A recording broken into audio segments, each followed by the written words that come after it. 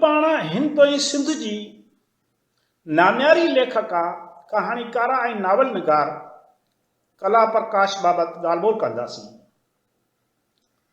सिंध ऐं हिंद जी हिन नामवर कहाणीकार ऐं नावल निगार कला प्रकाश 2 जनवरी 1934 ते सिंध जे गादियारे शहर कराचीअ में पारूमल चांडवाणी जे घर में जनम वरितो।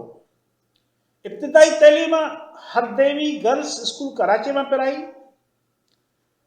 जॾहिं बरेसगीर जो विरहाङो थियो त ही ॿियनि घर भातियुनि सां पंहिंजे धरतीअ खां धार थी वई। हिन बाक़ी तैलीम भारत में हासिल कई। हिन मैट्रिक केजी खलदानी स्कूल मां ऐं MA सिंधियत में जय हिंद कॉलेज मुंबई मां ऐं DHE डिग्री मुंबई यूनिवर्सिटी में हासिल कई। कला प्रकाश 1954 में सिंधी ॿोली जे बरख अदीब मोती प्रकाश सां शादी कई। हिन लिखण जी शुरूआत 50 वारे ॾहाके खां कई।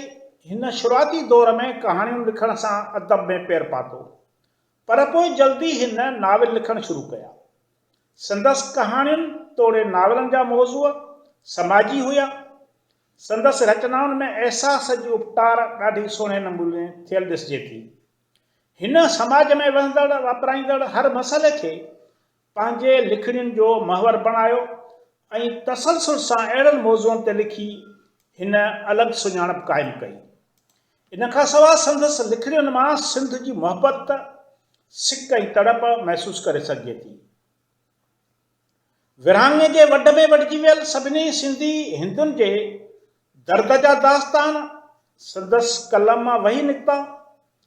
हिन अहिड़नि मौज़ूअनि ते कलम खंयो आहे जेकी अणछुहियल मज़मून आहिनि, जिन ते लिखी हिन सिंधी अदब जी हिकु सुठी ख़िदमत कई आहे। संदसि हिन वक़्त ताईं कहाणियूं, नाविल, शाइरी, सफ़रनामा ऐं मज़मूननि जा केतिरा ई किताब छपिजी चुका आहिनि, जिन मां केतिरा सिंध में पिणु शाया कया विया आहिनि। हीअ हिंद तोड़े सिंध में ओतिरी मक़बूल आहे। हिन पढ़ंदड़नि में पंहिंजी हिकु मुनफ़रिद जाइ वालारी आहे ऐं अलॻि छाप छॾी आहे। हिन तोड़े जो सभिनी सन्फ़नि में लिखियो आहे, पर हिन खे नाविल ते दस्तरस हासिल आहे ऐं हिन जी सुञाणप नाविल निगार तौरु वधीक आहे।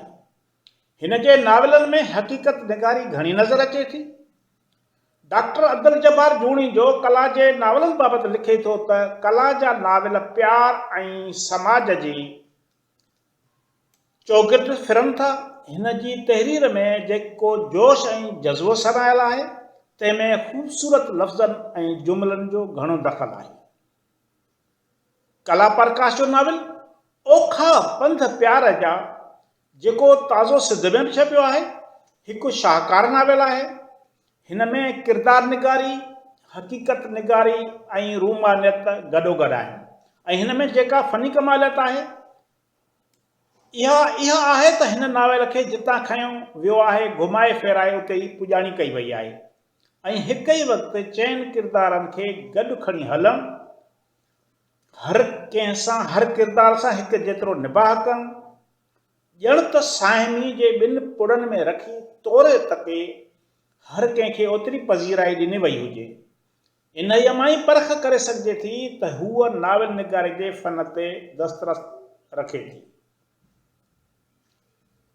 कला प्रकाश जे छपियल किताबनि में ॾोही बेॾोही, हिकु दिलि हज़ारो अरमान, ममता जूं लहरूं, शीशे जी दिलि, हिकु सपनो सुखनि जो, मुर्क ऐं ममता, हयाती होतनरीअ, हींअरे मंझि हुरनि, वक़्तु विथियूं ऐं विछोटियूं, आरसीअ आॾो, वारनि में गुल, प्यार, पखनि जी प्रीत, ममता जूं लहरूं, हिसो ॿियो नसरी नज़म, समुंड ऐं किनारो नाविल, इंतज़ार कहाणियूं, ओखा पंध प्यार जा नाविल शामिल आहिनि।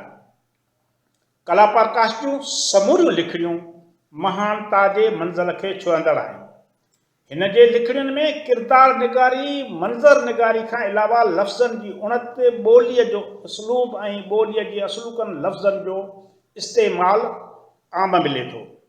इन हवाले सां चइजे खणी त हिन ॿोलीअ में बि लफ़्ज़नि जो वाधारो कयो आहे त को बि वधाउ न थींदो, छो त संदसि समूरा ख़्याल ॿहिराड़ियुनि मां खयल आहिनि, जंहिं करे संदसि किरदारनि जी ॿोली बि इहा ॿहिराड़ियुनि में आम इस्तेमालु थींदड़ ॿोली आहे।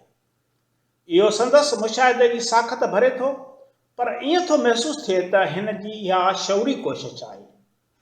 हिन आम माण्हूअ जे ज़िंदगी में झाती पाए उन्हनि जे दर्द जी तस्वीर छिकी आहे।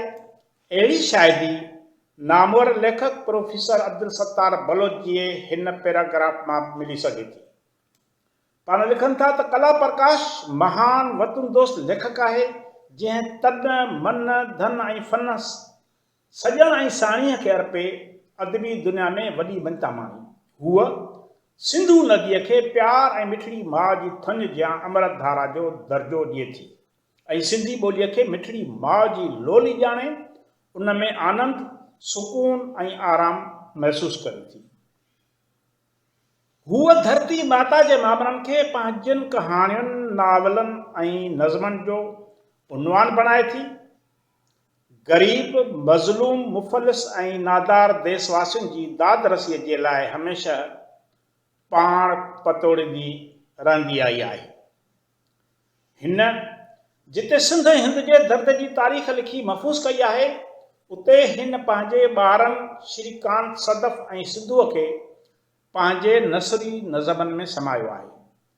किताब ममता जूं लहरूं में हिन वाक़े पंहिंजी ममता निशावर कई आहे, जंहिंमें हिन पंहिंजे अंदर में सांडियल समूरियुनि मुहबतुनि ऐं सचनि जज़्बनि जी आर्टिस्टिक निगाह सां मंज़रकशी कई आहे। कला प्रकाश मुख़्तलिफ़ उहिदनि ते रही बि आम माण्हुनि जी ख़ूब ख़िदमत कई आहे। हू 1954 खां 1971 ताईं भारत सरकार जे मरकज़ी खाते में ऑडिटर रही। उन खां पोइ आरती तुलरेजा कॉलेज उल्हासनगर, महाराष्ट्र में सिंधीअ जी लेक्चरर ऐं 1980 खां 1983 ताईं दुबईअ जे हिकु स्कूल में हेडमिनिस्ट्रेट पिणु रही चुकी आहे। सिंधी अदब जी हिन घणी पढ़ी वेंदड़ लेखका जी सॼी ज़िंदगी लिखणु, पढ़णु ऐं पढ़ाइण में गुज़री।